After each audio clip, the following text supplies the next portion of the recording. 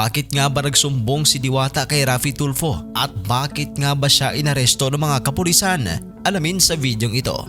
Si Deo Balbuena o mas kilalang si Diwata ng Diwata Paris Overload ay dumulog kay Raffy Tulfo sa programang Raffy Tulfo in Action para ipaalam ang masaklap na nangyari sa kanya nang siya'y aristuhin ng mga kapulisan. Sa programa, ikwinento ni Diwata na siya'y biktima ng wrongful arrest o mali ang pagkakaaresto. Paliwanag ni Diwata na noong October 7, 2025, may pumunta sa kanilang bahay na mga nagpakilalang mga pulis at binasahan siya ng warrant of arrest. Base sa kopya ng warrant, siya'y naaresto ba ng alas 7:15 ng gabi noong October 7 sa Barangay Manggahan, General Trias City, Cavite dahil sa violation of City Ordinance ng Mandaluyong dahil umano nahuli itong nag-inuman na labag sa kanilang ordinansa. Samantala, mas lalong pumalag si Diwata nang isama siya sa mga lumabag sa ordinansa na nag-inuman sa Mandaluyong kasama ang 5 individual na dawit umano si Diwata. Anya, wala siyang natatandaan na nagpunta siya sa lugar para makipag-inuman. Duda naman si Diwata na posibleng mayroong gumagamit sa kanyang pangalan. Sa interview naman ni Patrolman Johari Bugabong, ang apprehending officer ng Mandaluyong Police Station, 5 lalaki umano ang nahuli niyang nag-iinuman sa isang kalye sa Mandaluyong noong Marso. Isang paglabag sa naturang ordinansa, pinagmulta niya mga ito ng 500 pesos bawat isa.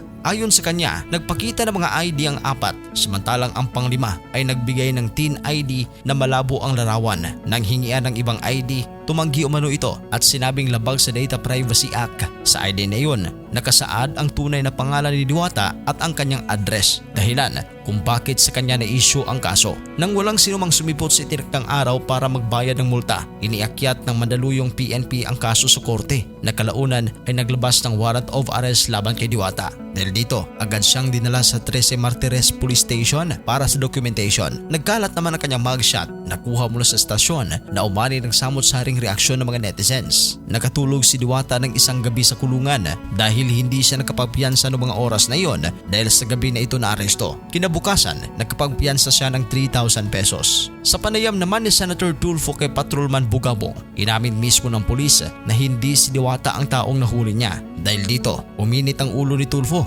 at tinawag niya itong pulpul na pulis. Pulpul ka, sorry. Ayaw niya papicturan? Ikaw yung pulis eh. Maging ang Chief Warrant Section ng 13 Martires Police ay tinawag din ni Tulfo na tanga dahil sa mga kakulangan sa naturang proseso. Magigiba ang buhay niya dahil sa katangahan nyo. Ayon naman kay Diwata, masakit at nakakahiya ang nangyari lalo't wala siyang kasalanan.